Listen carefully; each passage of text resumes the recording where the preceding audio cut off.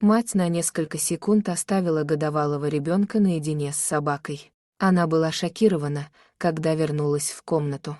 Хотя пес у них был всего несколько дней, она была уверена, что у него мягкий характер и он не будет представлять опасности для ее семьи. Но потом случилось это. Она уже собиралась броситься на помощь своему ребенку, но тут заметила кое-что, что заставило ее задуматься. И когда она поняла, что происходит на самом деле, она не могла в это поверить. А все началось, когда Кэтрин и ее муж родили дочь Шарлетт. Через несколько месяцев они решили расширить семью. Но вместо того, чтобы завести еще одного ребенка, они решили, что для Шарлетт будет хорошо иметь пушистого друга. Он даст ей безопасность, а позже научит ее чувству ответственности. Но им не нужна была любая собака.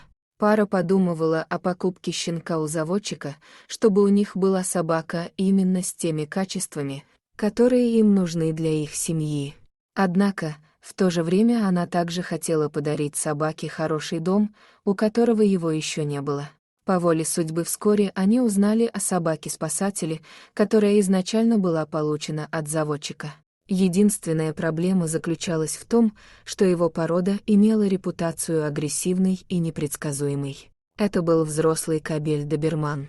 Собак этой породы изначально разводили, как личных сторожевых животных, поэтому они генетически предрасположены к особой защите и проявлению агрессии.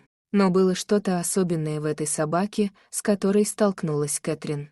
Заводчик продал собаку покупателю, но позже узнал, что с ним плохо обращались, и спас его. Его состояние было ужасным, он был голоден и у него были сломаны ребра, что позволяет предположить, что его избили. На самом деле все было настолько плохо, что ветеринары решили усыпить его. Но тут в дело вступила Кэтрин. У ее мужа были некоторые отговорки, правильно ли они выбрали собаку для семьи и действительно ли они все продумали. Он не хотел, чтобы радость от появления нового члена семьи затмила их суждение, даже узнав о его бурном прошлом. Кэтрин не могла не влюбиться в этого пса, как только встретила его. У него была личность, которая заставляла ее чувствовать себя комфортно.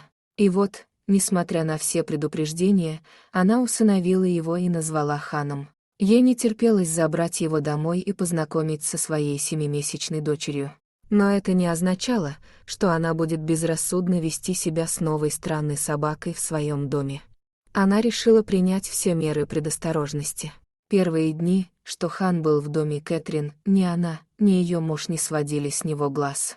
Малышка Шарлетт была очарована своим новым пушистым братом, и он, казалось, хорошо вел себя с ней. Он всегда был спокоен и нежен. Кэтрин подумала про себя, что приняла правильное решение, хотя и оставалась осторожной, когда собака и ребенок были рядом.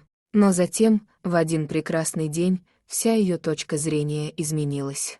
Кэтрин оставила Хана играть в саду с дочерью, пока она мыла посуду на кухне. Словно почувствовав неладное, она выглянула из кухонной двери и увидела картину, которую никогда не забудет. Но, прежде чем она успела что-то с этим поделать, было уже слишком поздно. Хан то и дело подталкивал Шарлетт и сжимал ее мордой. Он толкал ребенка вперед, словно пытаясь заставить ее отреагировать. Шарлетт ничего не знала и продолжала играть. Затем он сжал ее подгузник в зубах, Кэтрин выкрикнула имя Хана, наблюдая за происходящим в ужасе. Мысли Кэтрин проносились в ее голове. Она слышала ужасы о собаках, но могло ли это случиться с Ханом? Она не могла избавиться от ощущения, что во всем виновата она. Ей следовало быть более осторожной, ей не следовало отпускать Шарлетт на улицу одну. Затем Хан сделал то, от чего ее сердце чуть не выпрыгнуло из груди. Хан схватил Шарлетт за подгузник и швырнул ее на несколько метров через двор, как тряпочную куклу. Кэтрин не могла поверить своим глазам и на мгновение замерла, не зная, что делать. У нее было только одно на уме — она должна броситься на помощь своему ребенку. Кэтрин подбежала к дочери и поспешно подняла ее. Она осмотрела ее, пока не убедилась, что она невредима. Она была удивлена, увидев, что у ребенка всего несколько царапин. Когда она повернулась к хану, она почти ожидала, что он тоже нападет на нее. Но вместо этого собака сделала что-то странное. Хан с трудом встал на ноги, он тяжело дышал и пускал слюни. Он поднял переднюю лапу, словно от боли. Затем его дыхание стало тяжелым, и он рухнул. Состояние хана ухудшалось прямо на глазах. Здесь явно происходило что-то еще. Кэтрин не могла понять, что произошло. В панике она смотрела во все стороны. Она чувствовала себя беспомощной и подавленной в этой ситуации. Затем она увидела, что в траве лежит тайпан, одна из самых ядовитых змей Австралии. Одного укуса этой змеи достаточно, чтобы покончить с жизнью взрослого человека. Только сейчас Кэтрин поняла, что происходит. Хан отшвырнул Шарлетт от опасности и пожертвовал собой. Но заплатил ли он за этот героический поступок жизнью? Кэтрин поняла, что хан, должно быть, был укушен, пытаясь защитить маленькую Шарлетт. Зная об опасностях австралийской дикой природы, Кэтрин знала, что это гонка. Со временем пришлось срочно бежать к ветеринару за противоядием, потому что иначе у него было мало шансов выжить. Была только одна проблема: Кэтрин была дома одна с Шарлетт, но она не хотела, чтобы пес умер после того, как он спас жизнь ее ребенку. Изо всех сил она подхватила раненого пса и кое-как уложила его в багажник своей машины. Затем женщина помчалась к ветеринару с собакой в багажнике. По дороге, почти не обращая внимания на правила дорожного движения. «Я даже не остановилась на красный свет», — призналась она позже в интервью.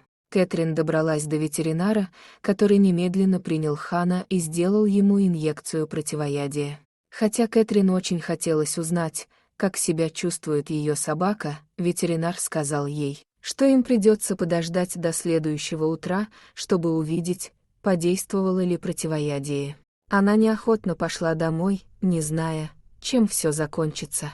Укус тайпана обычно смертелен, но, возможно, хан не получил полной дозы яда и переживет ночь благодаря своим размерам и весу.